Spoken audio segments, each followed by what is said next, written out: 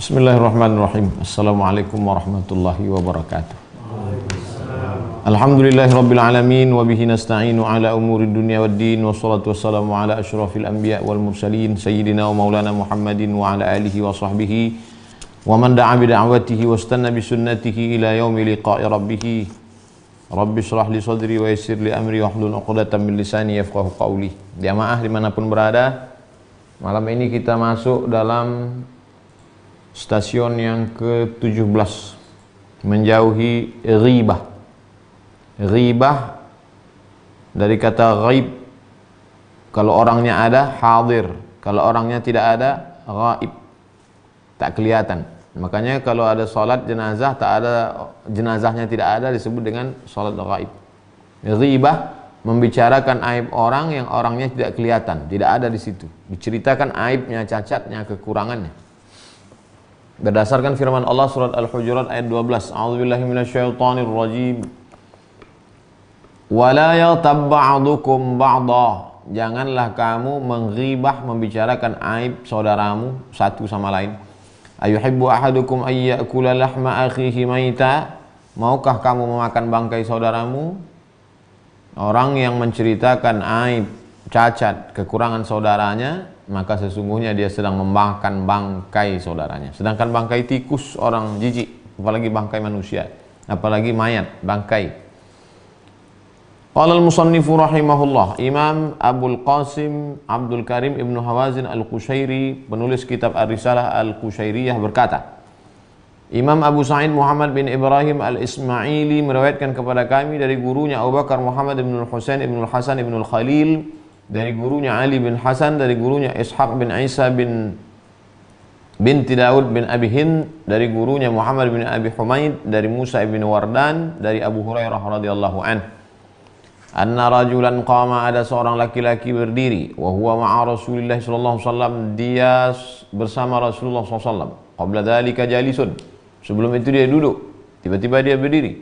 Faqala ba'dul qaumi, lalu kemudian ada orang lain yang berada di situ berkata, ma'ajaza fulanan,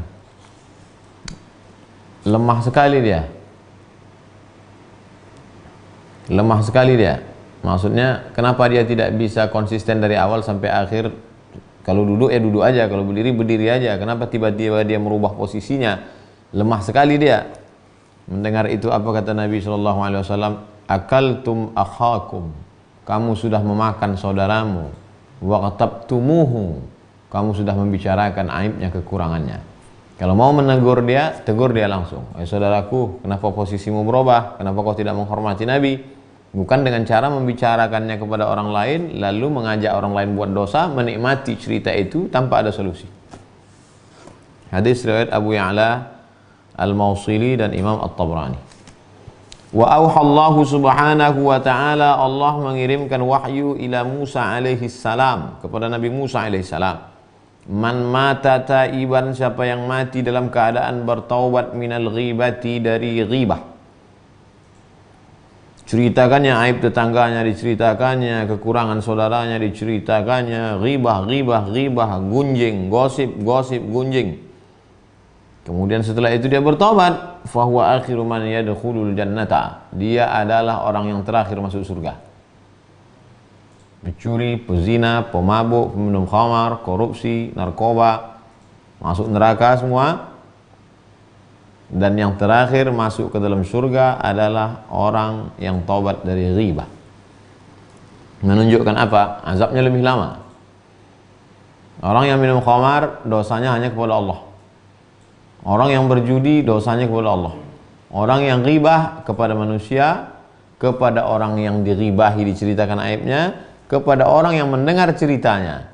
Kalau yang mendengar cerita itu 10 orang, 10-10-nya gara-gara dia.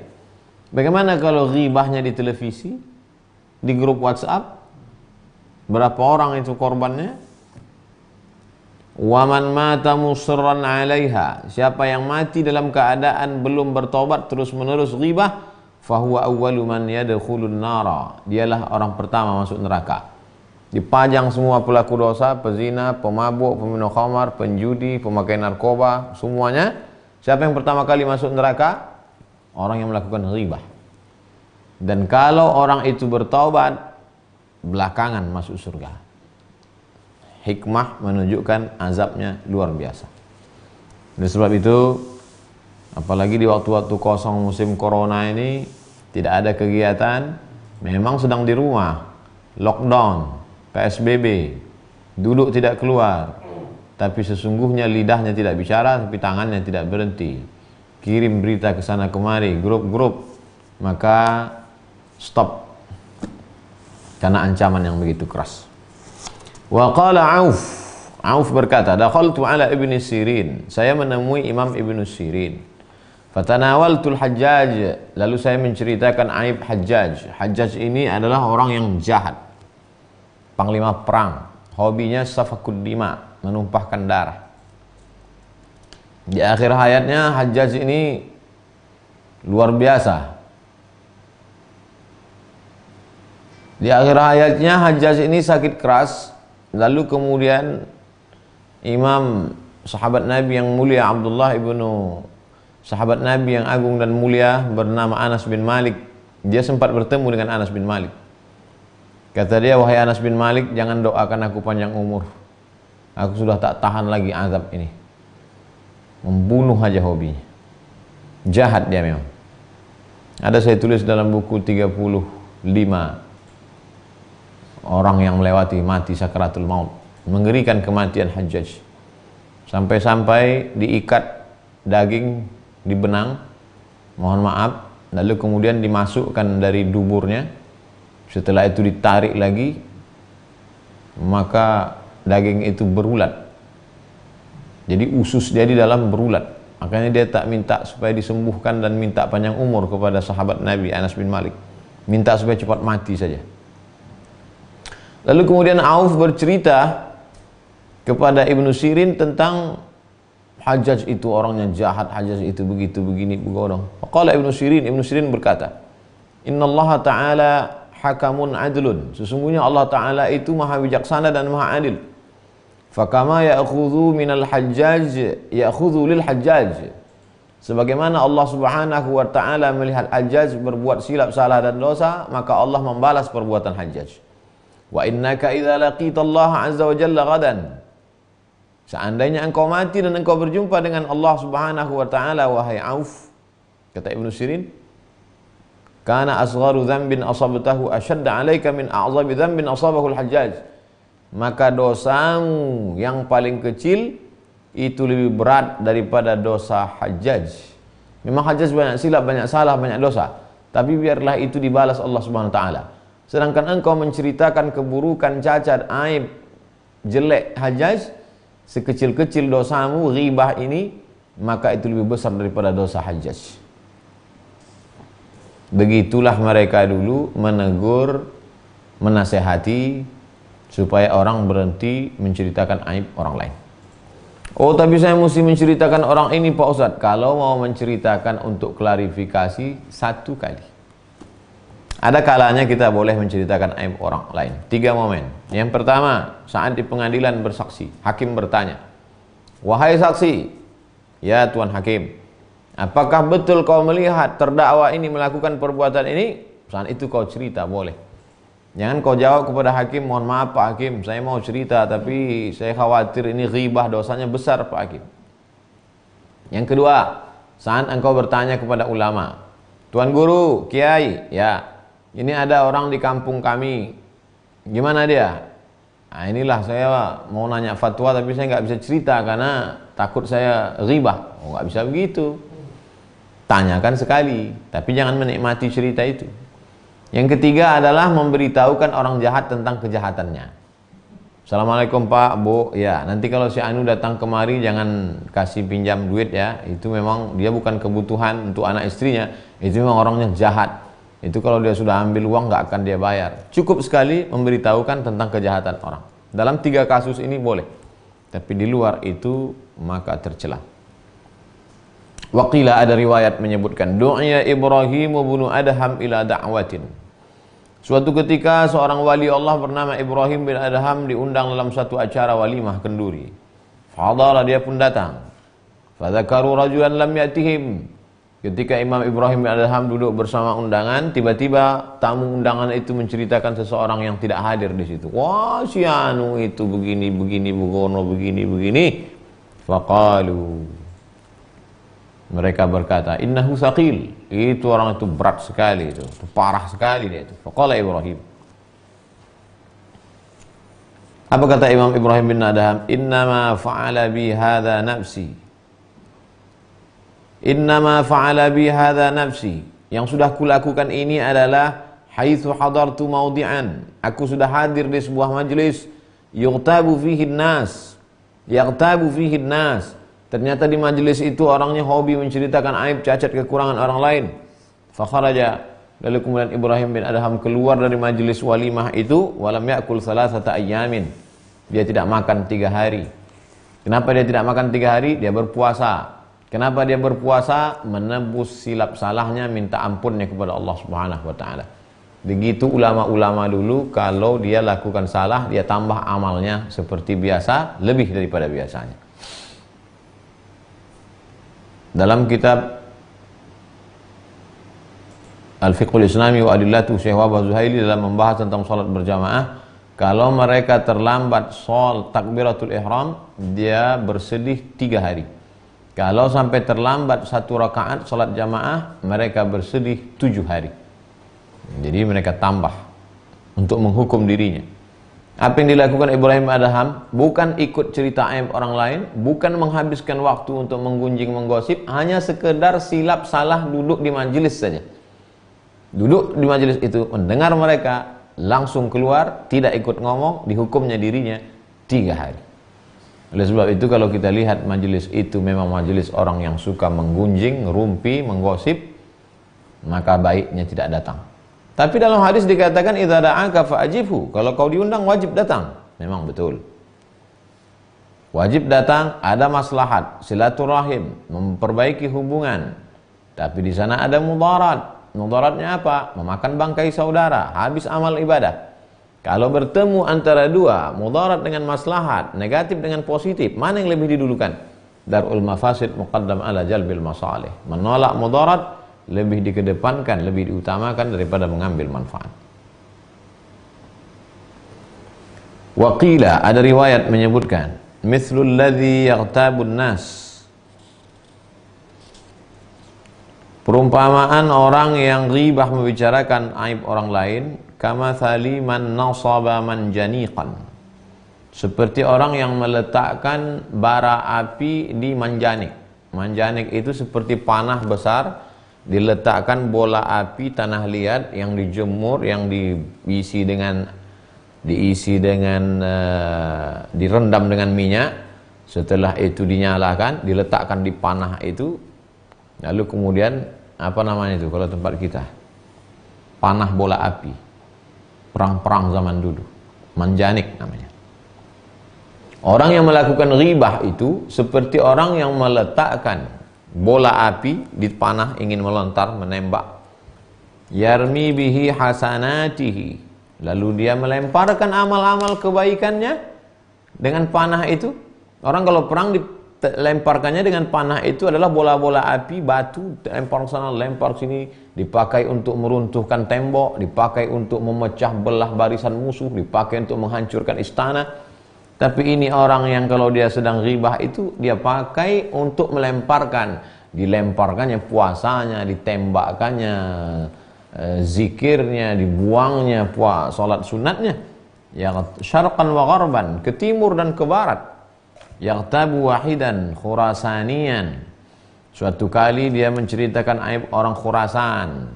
Wa akhara Turkian. Satu kali dia menceritakan aib orang Turki. Orang Turki itu begini, orang Khurasan itu begini. Fayufarriqu hasanatihi. Dia sedang menebarkan, membuang, mencampakkan kebaikan-kebaikan, amal-amalnya, puasa-puasanya, salat sunatnya, zikirnya, baca Qur'annya, infak wakaf sedekahnya. Wa yaqumu, dan ketika dia selesai berdiri dia, wala syai'a ma'ahu, tidak ada satupun amal yang bisa dia bawa pulang, habis, hanya memperturutkan hawa nafsu. Waqila, ada riwayat menyebutkan, yu'ta bil 'abdi yaumal qiyamah kitabuhu. Nanti pada hari kiamat ada orang yang diberikan buku catatan amalnya. Hai fulan, ya, ini buku catatan amalmu. Fala yara fihi hasanatun. Fala yara fihi, tidak dia lihat, dia buka buku catatan amalnya. Loh, kok enggak ada? Mana sholatku kemarin, mana puasaku kemarin, mana zikirku, mana sedekahku? Padahal kemarin banyak sedekah paket waktu musibah corona, kemana semua? Fayaqulu, dia berkata, aina salati, mana salatku, wa siyami, mana puasaku, wa ta'ati, mana ketaatku. Fayuqalu, dijawab, dhahaba amaluka kulluhu, semua amalmu sudah pergi, hilang, terbang, melayang, tak tersisa walau satu pun. Gara-gara apa? Gara-gara ghibah, gosip.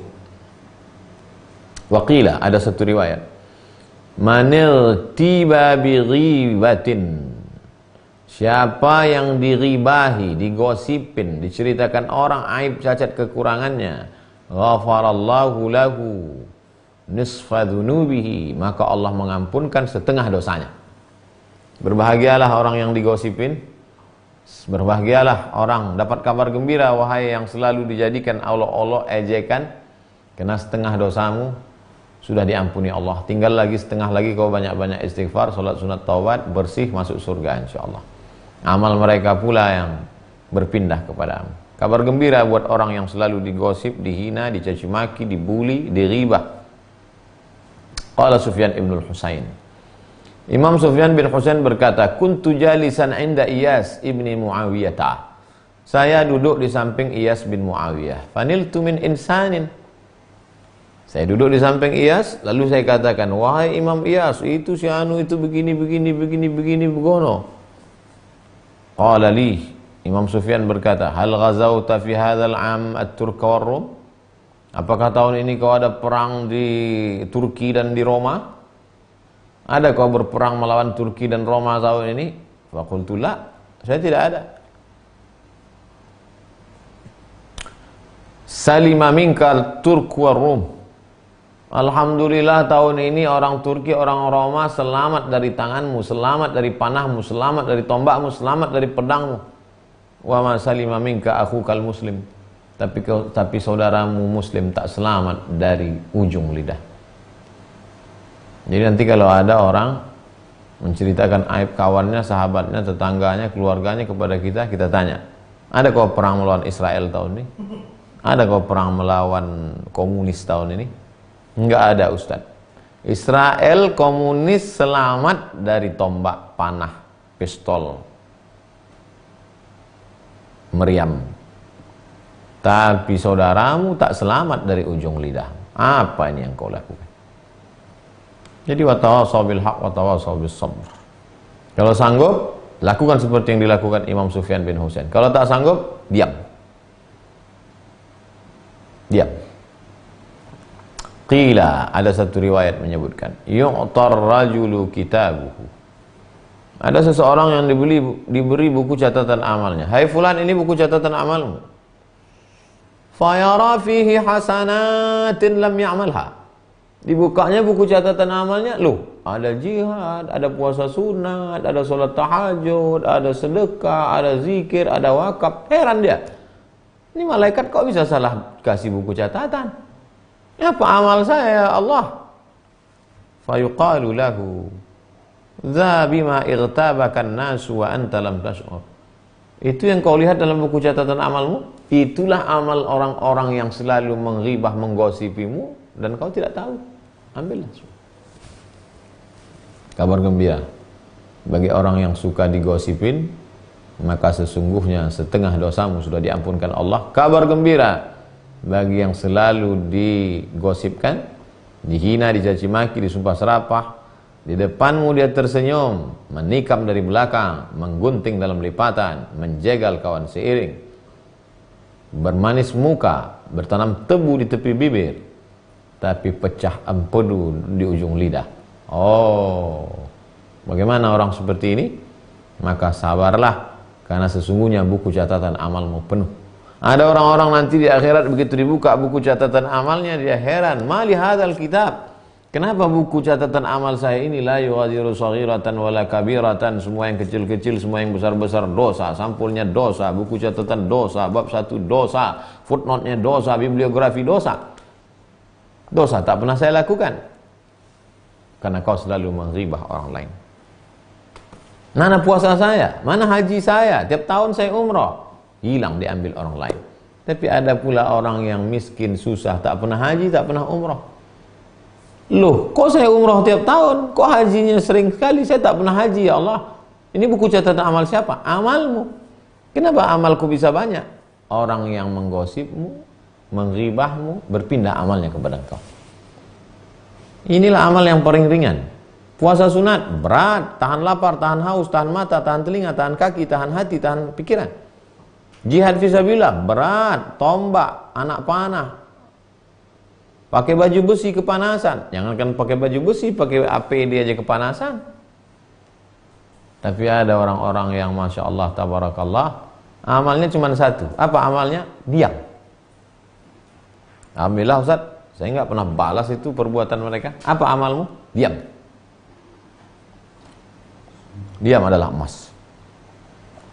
Wa su'ila Sufyan ats-Tsauri an qawlihi. Imam Sufyan ats-Tsauri pernah ditanya tentang hadis Nabi SAW. Innallaha yubghidu ahlal baitil lahmiyyin. Sesungguhnya Allah Subhanahu wa ta'ala benci kepada penghuni rumah yang suka memakan daging. Loh, suka makan sup daging, tom yam daging, gulai daging. Kenapa Allah membencinya? Imam Sufyan ats-Tsauri menjawab, humul ladzina yaghtabuna an-nasa ya'kuluna luhumahum. Mereka adalah orang-orang yang suka ghibah, gosip, menceritakan aib orang lain. Mereka itu sama seperti memakan bangkai saudaranya, serumah. Karena kita ini dianggap adalah bukan cuma serumah, serahim, seperut saudara. Wa dzukiratil ghibatu inda Abdillah bin al-Mubaraki. Suatu ketika disebutkan ghibah di samping Abdullah bin Mubarak. Imam Abdullah bin Mubarak sedang duduk, tiba-tiba ada orang menyebutkan ghibah. Si anu, si ini, begono, si anu, si ini, begini, si ini. Faqala, "Lau kuntu mughtaban ahadan laghtabtu walidi." Seandainya aku tergoda untuk menceritakan aib orang lain, pastilah yang kuceritakan aib bapakku. Seandainya aku tergoda untuk menceritakan aib orang lain, pastilah yang kuceritakan aib ayahku. Mengapa begitu wahai Abdullah bin Mubarak? Li'annahuma ahaqqu bihasanati. Karena ayahku, emakku, ibuku, bapakku, papaku, mamaku lebih berhak untuk mengambil segala kebaikanku. Ketika ku ceritakan aib tetanggaku, maka sholatku, puasaku pindah ke tetanggaku. Ketika ku ceritakan aib lawanku, maka ibadahku berpindah ke dia. Seandainya boleh aku menceritakan aib orang, maka pasti akan kuceritakan aib ayahku, aib ibuku. Kenapa? Karena dengan menceritakan aib mereka, berpindahlah amalku kepada mereka, karena mereka lebih layak untuk mendapatkan baktiku. Qala Yahya bin Mu'az. Imam Yahya bin Mu'az berkata, liyakun hazzul mu'mini minka thalatha khisalin. Kalau engkau punya kawan, punya saudara, punya tetangga, punya kawan, kalau bisa saudaramu itu mendapatkan 3 hal dari dirimu. 1, illam tanfa'hu fala tadurrahu. Kalau kau belum bisa memberikan manfaat untuk dia, jangan kau berikan mudarat. Di musim corona ini, kalau kau belum bisa ngasih beras ke dia, jangan kau bully dia. Kalau kau belum bisa menyenangkan hatinya, jangan kau hina dengan kata-kata kasarmu. Kalau kau belum bisa tersenyum padanya, jangan kau tunjukkan muka cemberutmu. Illam tanfa'hu fala tadurrahu. 2, wa illam tasurrahu fala taghummahu. Kalau kau belum bisa melapangkan hatinya, jangan kau susahkan hatinya. Assalamualaikum Ustaz. Waalaikumsalam. Hilang helm saya Ustaz. Masih syukur helm kau hilang. Kemarin jamaah motornya hilang. Mestinya kalau memang kau mau lapangkan dia, kau buka dompetmu, kau kasih berapa harga helmmu itu? 50.000 Ustaz. Ini pilih helm. Begitu. Kalau kau tak bisa, jangan kau susahkan. Ini udahlah dia datang mengeluh, Ustaz hilang helm. Besok kepala kau hilang. Wa illam tamdahu fala tazummahu. Kalau kau belum bisa memuji dia, janganlah kau caci maki dia. Kalau bisa puji dia, pujian tidak berlebihan, pujian membangkitkan motivasi. Hebat adik-adik mahasiswa sekarang ya. Kreatif kalian ya. Kami dulu mahasiswa nyantai, kalian sekarang aktif ya. Adik-adik di lampu merah ini udah berapa lama nih Dek ngumpulkan uang untuk musibah COVID-19? Untuk apa nih Dek duitnya? Ini Pak, kami nggak bisa apa-apa, cuman ngumpulin duit masyarakat Pekanbaru supaya beli APD, juga untuk makan siang abang-abang ojol. Bagus. Pujilah dia. Andai pun tak puji, senyum aja. Jangan pula, kemana duitnya kalian ambil? Jangan kalian ambil, bawa pulang semua. Memang mahasiswa setan kalian nih. Janganlah begitu. In lam tamdahu fala tazummahu. Kalau kau belum bisa muji, janganlah caci maki, sumpah serapah. Wa qila lil Hasan al-Basri. Dikatakan kepada Imam Al-Hasan Al-Basri. Imam Hasan Al-Basri adalah kalangan tabi'in, tinggalnya di Basrah, Irak. Inna fulanan irtabaka. Imam Hasan Basri, ya, itu si fulan, dia menceritakan aibmu, ghibah. Faba'atha ilaihi tabaqa halwa. Imam Hasan Al-Basri mengambil satu piring, diisinya manisan. Orang Arab kalau buat manisan itu tepung gandum dicampur dengan madu dengan telur ayam. Manisnya minta ampun. Buatnya satu mangkok manisan. Apa kata dia? Kasih ke orang yang mengejek, mengribah saya itu. Assalamualaikum. Waalaikumsalam. Ini untuk kamu satu manisan satu mangkok. Loh, ada apa ini? Gak ada angin, ada hujan, kok saya dikasih? Balaghani annaka ahdaita ilayya hasanatik. Kau kan sering ngirim amal pahala untuk aku. Ini ku balas. Ini balasannya. Fakafa'tuka, maka aku balas mukafa'ah supaya seimbang. Kau baik kali, terima kasih. Aku nggak sholat malam, kau kirim sholat malam. Aku tak ada umroh, kau kirim pula umroh 2 kali. Aku tak pergi haji, kau kirim lagi haji mabrur. Aku tak puasa sunat, kau kirim baik sekali, maka aku balas. Aku cuma bisa balas semangkok manisan. Ambillah. Nggak pernah saya kirim amal saya kepada engkau Imam Hasan Basri, karena kau ceritakan aibku kan? Nggak ada kata Imam Hasan, itu saya tambahan dari saya. Jadi kalau kita diajak orang, dicaci maki orang, nah begitu caranya. Besok pagi belikan buah, belikan manisan, belikan, pergi ke pasar bawah, belikan keramik untuk mangkoknya, kasih sama dia, pukulkan sama mangkok itu sekalian.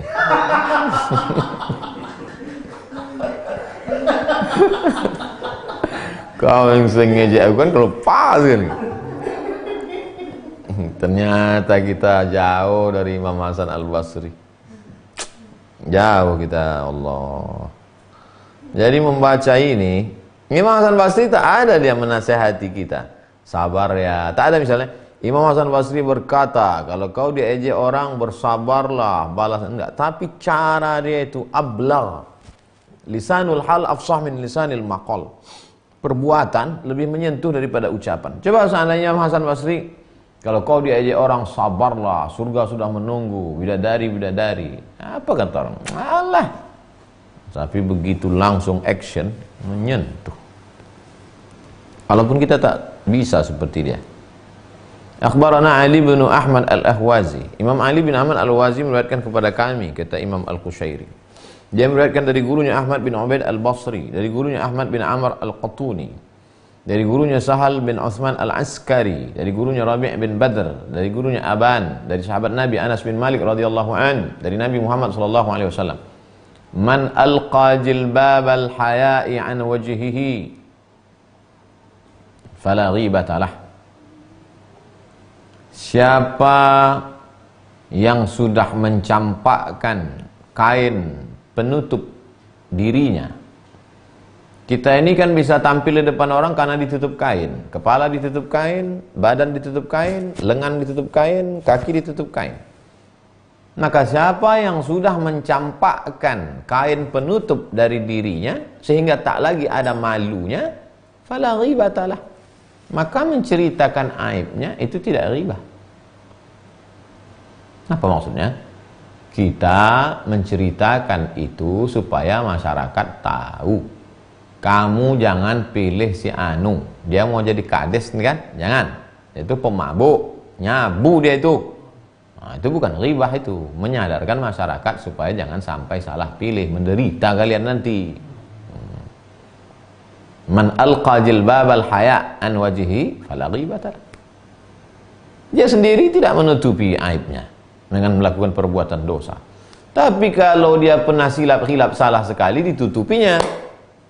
Tobat dia, kita bukakan, itu ghibah. Kalau sudah tahu dia tobat, tutup. Man satara musliman satarallahu anhu yaumal qiyamah.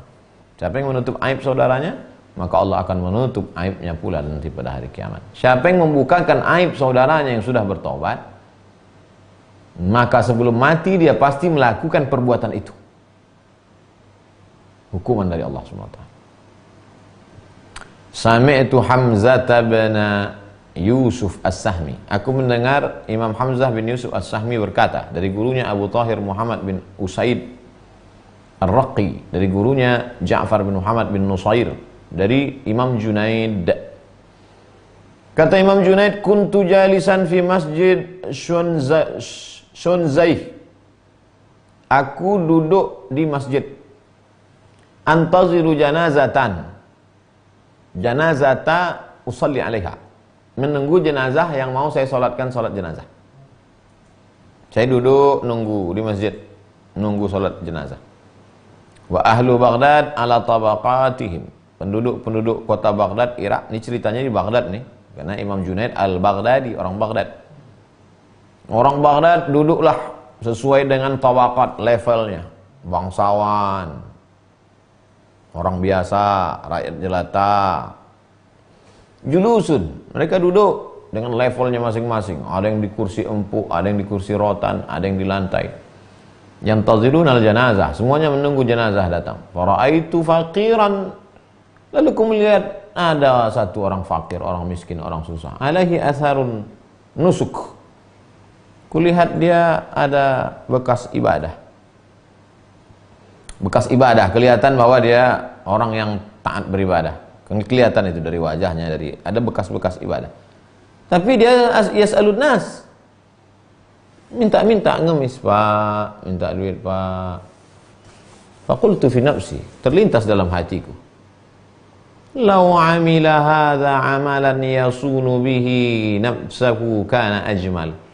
Andailah orang yang susah kelihatannya rajin ibadah ini kerja untuk menjaga dirinya supaya jangan minta-minta, kan lebih baik. Lebih baik jaga diri dengan kerja daripada minta-minta. Terlintas dalam hati Imam Junaid. Tidak sempat teromong, tidak ada dia ucapkan ke orang, tidak ada. Hanya terlintas saja dalam hati. Masa minta-minta? Kalau kerja kan bagus. Falamma saraftu ila manzili, ketika saya pulang ke rumah habis sholat jenazah, kana li syai'un minal wirdi bil lail. Biasanya saya ada wirid-wirid waktu malam, baca istighfar, berzikir, sholawat, sholat, baca Quran. Hatta al-buka, habis itu saya muhasabah, nangis, sholat tahajud, wa ghairi dzalik, dan wirid-wirid yang lain. Fasaqula alayya, bukan main beratnya malam itu. Auradi, wirid yang biasanya ringan bangun malam, biasanya ringan baca Quran, biasanya ringan zikir, beratnya minta ampun. Wasahartu, lalu kemudian saya bangun, wa ana qa'id, saya duduk, faghalabatni ainani, saya duduk, mata saya berat, ngantuk mau tidur. Pas mau tidur itu, sedang terlayang-layang itu, faraitu dzalikal faqir, nampakku orang fakir yang tadi siang kuhina dalam hatiku itu. Ja'u, masyarakat datang membawa dia, ala khawanin mamdud, membawa meja. Masyarakat datang membawa dia dengan bawa meja. Wa qalu, dan masyarakat berkata kepadaku, kullahmahu, bawa meja, di situ ada dagingnya. Apa kata masyarakat? Makan dagingnya, makan. Faqad ightabtahu, kau sudah menghibah dia. Wa kasyafali anil hal, terjadi kasyaf, tersingkap hijab Allah Subhanahu wa taala membukakan hijab kepada saya, tersadarlah saya. Fakultu, lalu kemudian saya pun berkata, maghtabtuhu. Padahal saya tak ada menghibah dia, tak ada saya ceritakan aibnya, hanya terlintas dalam hati saya saja. Innama qultu li nafsi syai'an, hanya terlintas di hatiku tadi.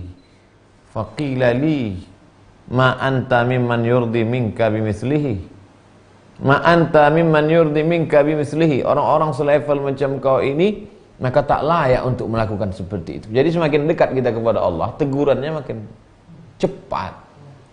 Jadi saya selama ini Pak Ustadz banyak menceritakan aib orang, tapi saya tak ada hukumannya. Berarti kau jauh. Kalau dekat, cash and carry dia. Idhab fastahillahu, pergi cari dia, minta maaf. Jadi sampai sehalus itu Allah Ta'ala langsung menegur Imam Junaid Al-Baghdadi, wali Allah. Fa asbahtu, pada waktu subuhnya, lam azal ataraddad, saya masih bimbang. Hatta ra'aitu fi mawdi' yaltaqitu minal ma'. Saya bimbang, lalu kemudian saya cari tempat kemarin dia, saya melihat dia mengambil air. Inda tazayudil ma'. Saya lihat dia mengambil air. Awraqan minal baqali mimma tasaqat min ghuslil baqal. Lalu kemudian dia ada beberapa daun, barang-barang dagangan, tasaqat an ghuslil baqal. Kemudian jatuh daun-daun, buah-buah yang sedang dia cuci itu. Fasallamtu alaih, lalu saya ucapkan salam kepadanya. Assalamualaikum tuan. Waalaikumsalam. Ya Abul Qasim, ta'ud? Dia menjawab, Assalamualaikum. Waalaikumsalam wahai Abu Qasim. Ta'ud, kau kembali? Faqultu la. Aku jawab tidak. Kau kembali? Tidak. Faqala, dia berkata, ghafarallahu lana walak. Semoga Allah mengampunkan kita dan mengampunkan engkau. Rupanya dia pun juga termasuk wali-wali Allah Subhanahu wa ta'ala. La ya'riful wali illal wali. Tak ada yang tahu wali kecuali wali. Jadi begitu cara Allah menegur, begitu cara Allah meluruskan. Sami'tu Syekh Abu Abdurrahman As-Sulami. Aku mendengar guruku Syekh Abu Abdurrahman As-Sulami berkata. Sami'tu Abu Tahir Al-Isfaraini. Aku mendengar Abu Tahir Al-Isfaraini berkata. Aku mendengar Abu Ja'far Al-Balkhi berkata, indana syabun min ahli Balkh. Ada seorang anak muda dari Balkh. Balkh satu kota di Afghanistan. Al-Balkhi maksudnya dari Balkh. Wa kana yajtahid. Orangnya semangat beribadah. Wa yata'abbad, banyak ibadahnya, banyak puasa sunat, banyak zikir, banyak baca Quran, banyak qiyamul lail. Illa annahu kana abadan yaghtabun nasa. Hanya saja hobinya ghibah. Lancar zikirnya, lancar juga ngomong. Si anu macam mesin pompa rusak. Yaqulu, dia berkata, fulan kada, si fulan begini, fulan kada, si fulan begini, fulan kada, si fulan begini. Wa ra'aitu yawman 'indal mukhannatsin. Suatu ketika aku melihat dia indal mukhannatsin al-ghassalin. Suatu ketika aku melihat dia bersama mukhannas. Mukhannas mutasyabbihina bin nisa. Laki-laki yang menyerupai perempuan. Kharaja min indihim. Kulihat dia berkeliling tengah-tengah laki-laki yang menyerupai perempuan dan keluar dari mereka. Faqultu. Lalu ku sapa dia, ya fulan, ma haluka? Kenapa engkau bersama mereka? Faqala, dia menjawab, tilkal waqi'atu fin nas. Itu gara-gara aku selalu menggunjing mereka. Au qa'atni ila hadha, maka aku terjerumus, terjatuh ke dalam ini. Ibtalaitu bi khannathin min haula, maka aku diuji dengan mereka. Wa ana akhdumuhum min ajli, hari ini aku menjadi pelayan mereka. Wa tilkal ahwalu kulluha dhahabat, adapun yang selama ini aku pernah mengalami ahwal, jamak dari hal, Allah mengkondisikan engkau pada suatu kondisi taat beribadah, dhahabat, hilang semuanya. Apa yang menyebabkan itu hilang? Bukan minum khamar, bukan zina, bukan judi. Yang menyebabkan itu hilang apa? Ghibah. gara-gara menceritakan aib orang. Kalau mau melarang, amar ma'ruf nahi mungkar saja. Larang, jangan, haram, cukup, tapi jangan ghibah. Fad'ullaha an yarhamani. Tolonglah doakan aku supaya Allah mencurahkan rahmatnya dan mengampuni aku. Begitu kata dia. Mudah-mudahan kita diselamatkan Allah Subhanahu wa taala dari ghibah. Amin ya rabbal alamin. Itulah malam ini Manazilus Salikin, stasiun yang ke-17. Besok kita akan ketemu stasiun yang ke-18, Qanaah. Qanaah. Merasa cukup dengan pemberian Allah Subhanahu wa taala. Obat dari tamak adalah qanaah. Besok stasiun ke-18. Baik, sebelum kita tutup kita akan jawab beberapa pertanyaan. Satu, dari Pak Ahmad Ali Farhan. Assalamualaikum Ustaz. Waalaikumsalam warahmatullahi wabarakatuh. Apakah boleh belajar bermacam-macam mazhab secara mandiri dari buku tanpa guru secara langsung? Kalau S1, nama fakultasnya Kuliatus Syariah. S1 Fakultas Syariah, Islamic Law, hukum Islam. Setelah S2 barulah ada fikih muqaran. Ada jurusan fikih Syafi'i, ada jurusan usul fikih, ada jurusan fikih muqaran perbandingan mazhab. Ketika S1 itu nama mazhab. Mazhabmu apa? Syafi'i. Ikut kelas mazhab Syafi'i. Ibarat membuat bangunan, kokoh dulu pondasinya. Karena ini bangunannya akan tinggi. Jangan ujuk-ujuk langsung baca fikih Hanafi, fikih Maliki, fikih Syafi'i, fikih Hambali, fikih Zahiri. Lalu kemudian bingung karena tidak punya pemahaman. Matangkan dulu di fikih Syafi'i, matangkan dulu fikih Hanafi. Nanti setelah S2 baru ambil fikih perbandingan mazhab, muqaranatul mazhab. Untuk saat ini amat sangat perlu fikih perbandingan mazhab. Tapi di S2 pun tetap ada pembimbing supervisor, ada gurunya. Sudahlah fikih Syafi'inya nggak kuat, tiba-tiba ujuk-ujuk baca fikih perbandingan mazhab, bingung sendiri, cari solusi sendiri, galau sendiri, dhalla wa adalla, bisa sesat dan menyesatkan. Karena bukan senang masalah mazhab ini. Ada istilah-istilah khusus dalam mazhab. Ada istilah khusus dalam mazhab Hanafi yang tidak ada dalam mazhab Syafi'i. Oleh sebab itu berguru, man la syaikha lahu fasyaitanu syaikhuhu. Kecuali dia memang sudah khatam dalam masalah ini. Matan takrib, setelah khatam matan takrib, Fathul Qorib, matang Fathul Qorib, lalu kemudian naik ke atas baca I'anatut Talibin, setelah itu baru Mahalli, setelah itu baru dia baca kitab Radatul Talibin wa Umdatul Muftin, Majmu' Syarah Muhadzab, kemudian Al-Hawi Al-Kabir Imam Al-Mawardi, Al-Majmu' Imam An-Nawawi. Matang dulu bangunan mazhab Syafi'inya, kokoh, baru buat rumah yang baru. Jadi tidak campur-campur, tidak bingung sendiri.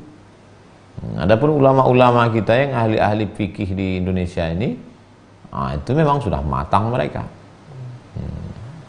Mazhabul am, mazhab man yuftih. Orang yang awam, dia mengikuti mazhab muftinya. Siapa yang ngasih fatwa ke dia? Itu guru kita. Kuatkan dulu basic mazhab Syafi'inya, setelah itu baru baca mazhab yang lain.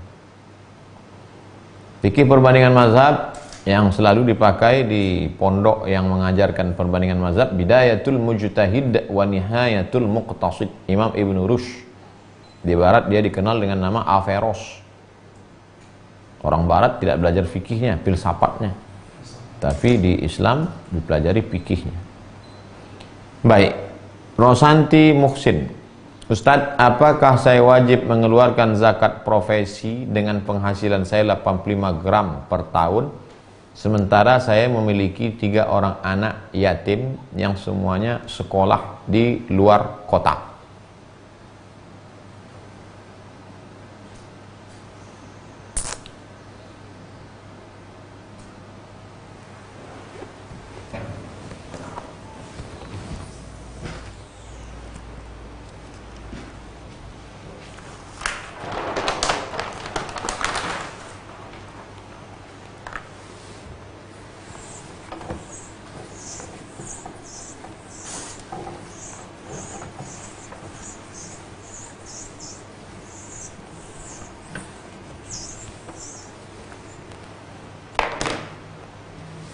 ibu, punya suami bapak, lalu lahirlah anak. Meninggal bapak, siapa tanggung jawab anak? Tanggung jawab anak, makannya, pakaiannya, sekolahnya adalah wali si anak. Harta warisan almarhum karena anak belum balik, belum dewasa, yang mengelolanya adalah wasi, penerima wasiat. Wa batalul yatama hatta idza balagun nikah. Anak yatim ini terus dijaga hartanya sampai dia usia menikah. Nanti kalau sudah, baru serahkan hartanya. Ya anak yatim, dulu ayah kalian ada meninggalkan kebun sawit, ruko, ini ambil. Sementara sebelum itu, maka si wasi yang mengelola. Jadi anak-anak ini bukan tanggung jawab ibu, tanggung jawab keluarga laki-laki, tanggung jawab penerima wasiat. Nah, ibu sendiri, ibu punya penghasilan 85 gram emas kali 1 gram 500.000, maka 1 tahun 42.500.000 dibagi 12 bulan, maka 1 bulannya 3,6 juta.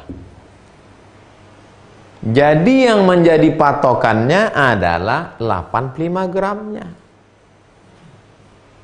Kalau diperbulankan 3,6-nya. Bukan pengeluarannya berapa.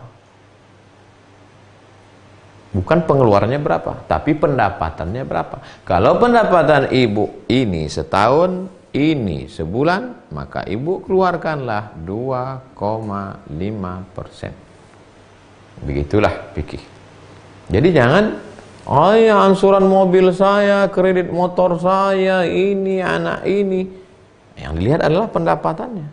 Kalau ibu dapat 1 bulan 4 juta, maka keluarkanlah 100.000. Bukan banyak yang diminta Allah Ta'ala, 100.000. Keluarkan 100.000.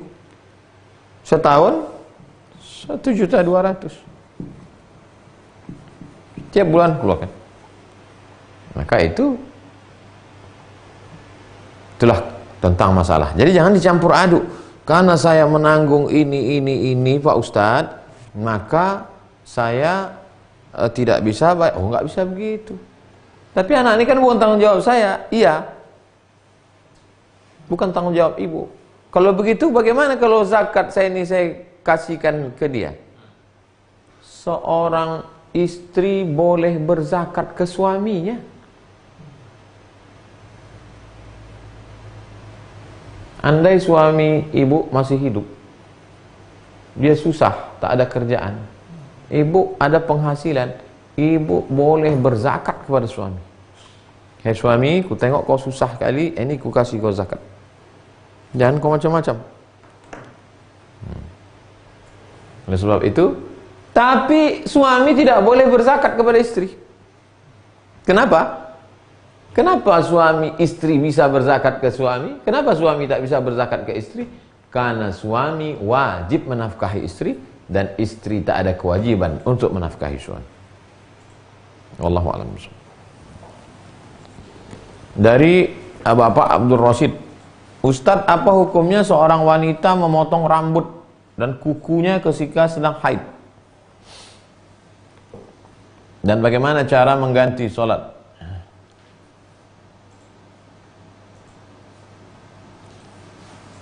Perempuan yang sedang haid, sholatnya yang tinggal ketika sedang haid tidak wajib diqadha. Yang wajib diqadha hanya puasanya. Puasa Ramadan 30 hari, tinggal karena haid 7 hari, ganti di hari yang lain. Itulah ucapan Aisyah, kunna nu'maru biqada'is shaum wa lam nu'mar biqada'is shalah. Kunna, kami diperintahkan mengqadha puasa, tidak diperintahkan mengqadha salat. Kami di situ maksudnya Aisyah, perempuan haid. Tak ada perintah qadha salat. Hanya qadha puasa saja. Adapun rambutnya dalam mazhab Syafi'i, maka rambutnya, kukunya dibawanya nanti waktu mandi. Sedang haid, kukunya itu makanya orang-orang tua kita dulu, termasuk almarhumah mendiang mak saya dulu, saya tengok tuh di laci mesin jahit, kuku, rambut, nanti waktu dia mandi dibawa. Lalu ketika sampai di Mesir, saya tanya kepada Majma' Buhuth, namanya Syekh Said Askar. Itu pula hebatnya Mesir, mudah kita menemui ulama-ulama. Assalamualaikum Syekh Said Askar. Waalaikumsalam. Jumpa, saya cium tangannya. Kana min taqalid fi biladina annal ummahat idza saqatat sya'ruha, perempuan di tempat kami kalau gugur rambutnya, azfaruha, kukunya, ihtafazat biha, disimpannya, summa tasalat ma'aha, kemudian dibawanya mandi. Kata Syekh Said Askar, ya beni, wahai anakku, kalau rambutnya itu gugur atau kukunya itu putus patah, maka itu sama seperti sampah saja, dibiarkan, kata Syekh Said Askar. Tapi sebaiknya ketika dia sedang dalam masa haid, jangan memotong rambut dan jangan menggunting kuku. Kan bisa dia agak-agak itu. Wah, ini sebelum masa haid itu potong. Dalam sedang haid, tunggulah nanti setelah. Tapi kalau dalam masa haid itu patah kukunya atau gugur rambutnya, maka kata Syekh Said Askar, dibiarkan saja. Nah, cuman yang ketat mazhab Syafi'i disimpan. Itulah jawaban ulama dan yang ada dalam kitab-kitab mazhab Syafi'iyah. Wallahu a'lam bishawab. Kemudian Syakil Shanum. Ustadz, di pertemuan sebelumnya Ustadz katakan orang meninggal karena corona adalah mati syahid. Apakah berlaku hanya wabah corona ini saja Ustadz? Mabutun, orang yang sakit perut. Sakit perutnya karena niatnya niat baik, makan. Orang Islam tuh makannya itu amal. Karena makannya liyuqimu sulbahu, untuk menegakkan tulang belakang. Makan dia, habis sakit perut, mati dia, mati syahid. Mati terbakar. Saudara kita pemadam kebakaran, la samahallah. Qadarallah, sedang menyelamatkan, mati dia, mati syahid. Tertimpa reruntuhan, mati syahid. Adapun hadis tentang orang yang corona ini adalah hadis tentang wabah penyakit secara umum. Tak ada disebutkan situ corona, semua wabah influenza burung, wabah demam berdarah, wabah penyakit. Lalu kemudian orang ini sabar, sabiran, muhtasiban, hanya mengharapkan balasan dari Allah. Mati dia, maka matinya adalah mati syahid. Wallahu a'lam bishawab. Pak Taufik, Ustadz, bagaimana caranya membuang jauh-jauh rasa riya? Pertama, bagaimana cara membuang rasa riya? Duit pegang 50.000, 100.000, lewat kotak depan. Mau dimasukkan ke dalam kotak, takut riya, tak jadi. Tarkul amal li ajlin nas riya, tak jadi beramal karena ingin dipuji orang, riya. Enggak jadilah, riya. Wal amal li ajlihim syirik, masukkan pelan-pelan supaya dipuji orang.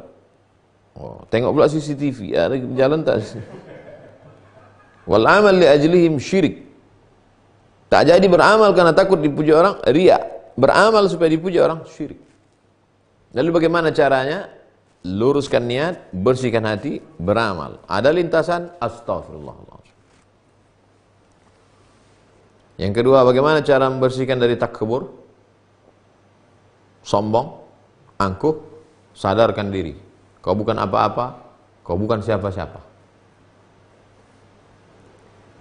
Saya kalau pergi urusan ke kantor, kalau saya nampakkan wajah saya, tentu disambut security, diberikan tempat parkir. Wah, nah, jadi kita sebelum musim corona ini pun pakai masker. rasakan kita menjadi orang yang berurusan normal, wajar seperti biasa. Jangan parkir sini Pak, ini untuk Pak Direktur, sana. Parkir kita jauh. Ngantri katanya, ngantri. Apa sudah dekat mau urusan, baru tengoknya KTP. Ustaz kata dia. Nah, rasakan. Nah, itu menghilangkan sama. Itu menghilangkan takbur. Karena kalau kita terlalu sering dilayani orang, kita akan terus lama-lama kita merasa raja, merasa penguasa. Lama-lama kita akan berkata, celaka 12, ana rabbukumul a'la, akulah Tuhan kamu. Na'udzubillah. Saya, aku. Siapa yang merasa dirinya ada kedudukan, maka dia terhijab dari Allah.